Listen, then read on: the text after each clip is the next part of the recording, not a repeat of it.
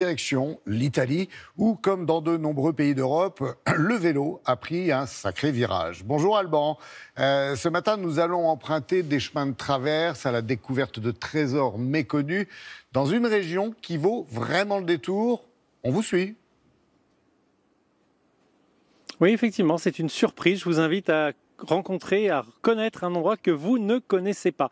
Parce qu'en Italie, vous connaissez évidemment Rome, vous connaissez évidemment Florence, vous connaissez évidemment Venise. Oui, Mina, nous allons à l'ancêtre de Venise, la ville, grâce à qui Venise existe. Cette ville, elle s'appelle Grado.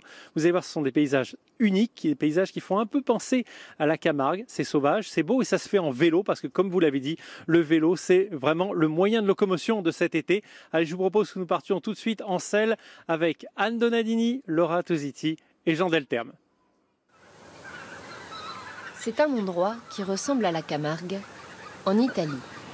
Une île entre le ciel et l'eau. Loin des grands sites, les Italiens retrouvent sur l'île de Grado des accents de liberté. Comme avec le vélo, outil d'indépendance et transport au grand air. Mais la nouveauté cette année, c'est qu'on peut pédaler avec un guide virtuel. Chaque séquence d'information durera quelques minutes. Elle vous donnera des informations sur le territoire. Une nouvelle technologie qui a déjà été utilisée plusieurs milliers de fois. Nous proposons une façon saine et durable de découvrir le territoire, en prenant vraiment son temps, ce dont nous avons tous besoin en ce moment. Dans les lagunes sauvages, la faune a fait son nid. C'est même l'une des réserves naturelles les plus riches d'Italie.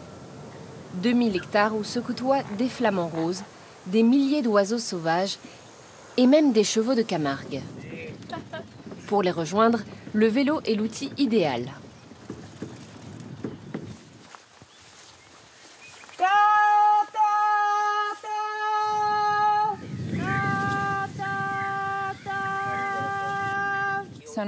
C'est très curieux. Tu viens ici et tu vois directement les choses.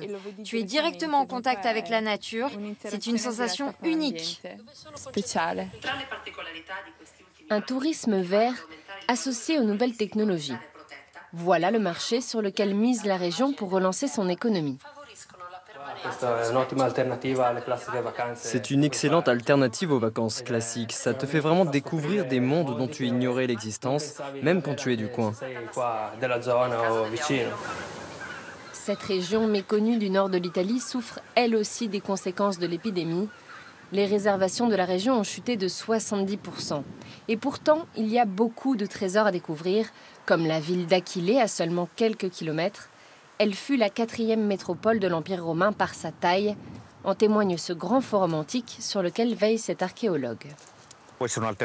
C'est une alternative aux grands sites archéologiques qui sont disséminés un peu partout en Italie.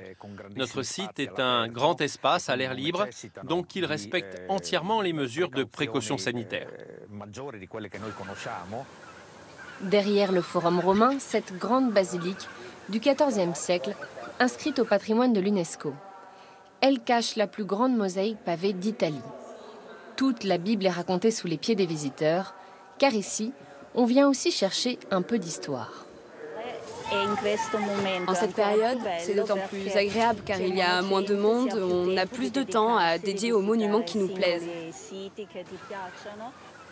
Ce que l'on sait peu, c'est que les pères fondateurs d'Aquilée puis de Grado ont ensuite traversé la lagune pour aller fonder Venise, la plus connue de toutes les villes sur l'eau.